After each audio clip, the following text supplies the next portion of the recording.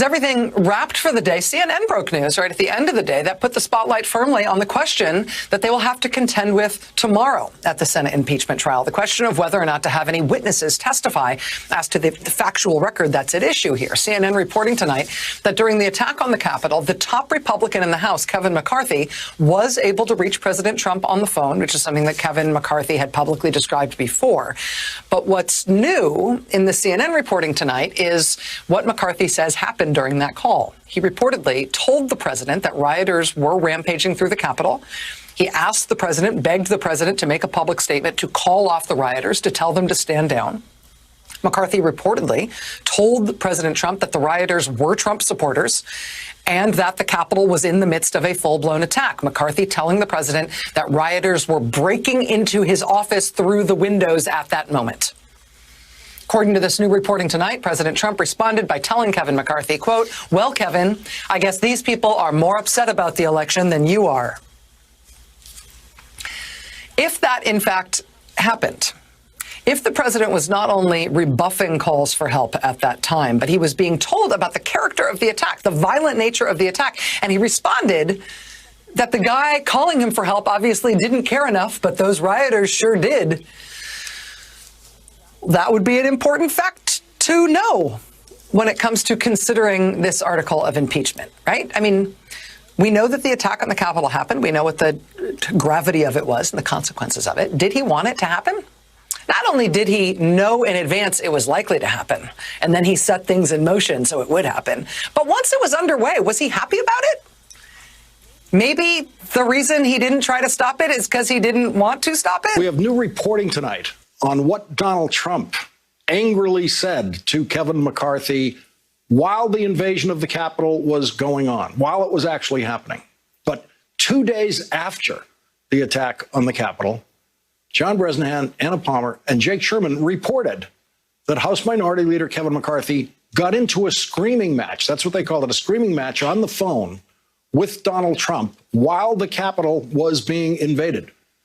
McCarthy, quote, demanded that Trump release a statement denouncing the mob. Initially, Trump would not agree to do it.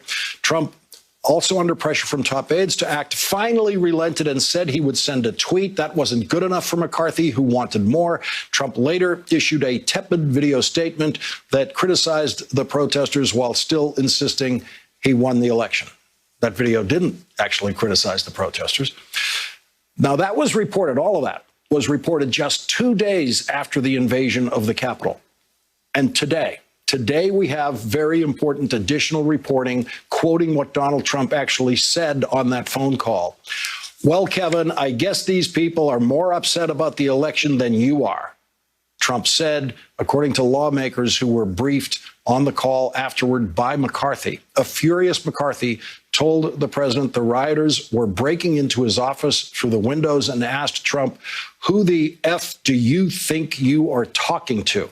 according to a Republican lawmaker familiar with the call. Some of the Republicans in the House of Representatives who voted to impeach Donald Trump have let it be known that Kevin McCarthy told them about his phone call in detail shortly after it happened, and one of them actually took notes about what Kevin McCarthy said. Republican Representative Jamie Herrera Butler explained her vote for impeachment in a town hall this week by quoting what Kevin McCarthy said in that phone call. She said that she voted for impeachment because of what Donald Trump did during the insurrection. Quote, "You have to look at what he did during the insurrection to confirm where his mind was at," Herrera Butler told CNN. That line right there demonstrates to me that either he didn't care, which is impeachable because you cannot allow an attack on your soil, or he wanted it to happen and was okay with it, which makes me so angry. I'm trying really hard not to say the F word. What Donald Trump did during the insurrection was the focus of the most important questions asked by the senators in the impeachment trial today. The most important question of the day was so good, they asked it twice. And they had to ask it twice because Donald Trump's lawyers had no answer. The first time the question was asked by Republican senators, the second time the very same question, word for word, was asked by Democrats, just to emphasize that the president's lawyers had no answer for the most important question of the day.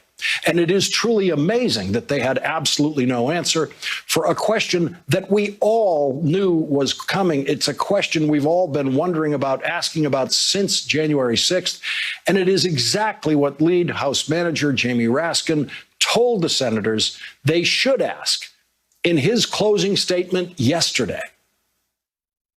We would pose these preliminary questions to his lawyers, which I think are on everyone's minds right now, in which we would have asked Mr. Trump himself if he had chosen to come and testify about his actions and inactions when we invited him last week.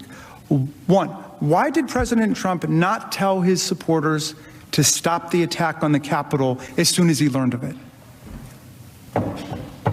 Why did President Trump do nothing to stop the attack for at least 2 hours after the attack began? As our constitutional commander-in-chief, why did he do nothing to send help to our overwhelmed and besieged law enforcement officers for at least 2 hours on January 16th after the attack began? On January 6th, why did President Trump not at any point that day condemn the violent insurrection and the insurrectionists? So they knew it was coming. There it was yesterday. They knew it was coming today. Republican senators Susan Collins and Lisa Murkowski sent this question to the desk. Exactly when did President Trump learn of the breach of the Capitol? And what specific actions did he take to bring the rioting to an end? And when did he take them? Please be as detailed as possible. The House managers have given us absolutely no evidence one way or the other onto that question. That was it. That was the answer. The senators were asking him what his client, Donald Trump, did, and he had no answer. And so Democratic Senator Ed Markey sent exactly the same question, word for word, a few minutes later to the desk to highlight the absurdity of the Trump lawyers' response. If Republicans Susan Collins and Lisa Murkowski vote to convict Donald Trump, they will be voting guilty because of the answer to that question. The answer to that question could make this the most bipartisan guilty vote in a Senate impeachment trial of a president or former president in history. Republican Senator Mitt Romney, who has already voted guilty once before in the first Senate trial of Donald Trump, sent this question to the desk. When President Trump sent the disparaging tweet at 2:24 p.m. regarding Vice President Pence, was he aware that Vice President had been removed from the Senate by the Secret Service for his safety? Every serious Republican question today was about what Donald Trump did after the Capitol was invaded. Republican Senator Bill Cassidy asked the same question Mitt Romney asked, but with more precision. Senator Tuberville reports that he spoke to President Trump at 2:15 p.m. He told the president that the vice president had just evacuated. I presume it was understood at this time that rioters had entered the Capitol and threatened the safety of senators and the vice president. Even after hearing of this at 2:24 p.m., President Trump tweeted that Mike Pence lacked courage. He did not call for law enforcement backup until then. The tweet and lack of response suggests President Trump did not care that Vice President Pence was endangered or that law enforcement was overwhelmed. Does this show that President Trump was tolerant of the intimidation of Vice President Pence? I have a problem with the facts in the question because I have no idea. I have no idea. That is what Donald Trump's defense came down to today on the all-important question of what was he doing during the invasion of the Capitol, and his lawyer says, I have no idea. He also said this. At no point was the president informed the vice president was in any danger. The whole world was watching.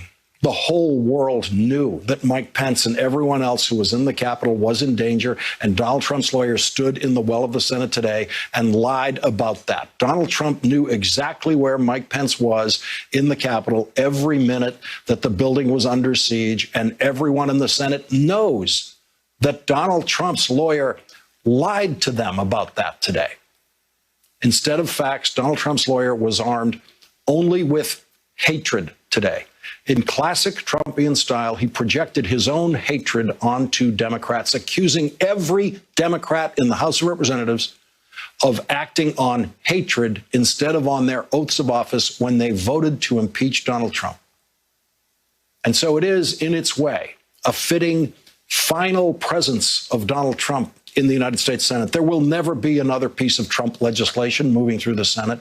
There will never be another Trump nominee being confirmed in the Senate. The Senate's final piece of Trump business will come down to the choice of guilty or not guilty, and most will choose guilty. And so today, Donald Trump's final claim on the attention of the United States Senate came down to an obscenely hateful man standing in the well of the Senate, lying in defense of a homicidally hateful man whose incitement terrorized everyone working in the Capitol, got one of his faithful supporters shot and killed by Capitol Police, injured 140 Capitol Police officers, and got one Capitol Police officer beaten to death. That's the way it ends for Donald Trump in the United States Senate.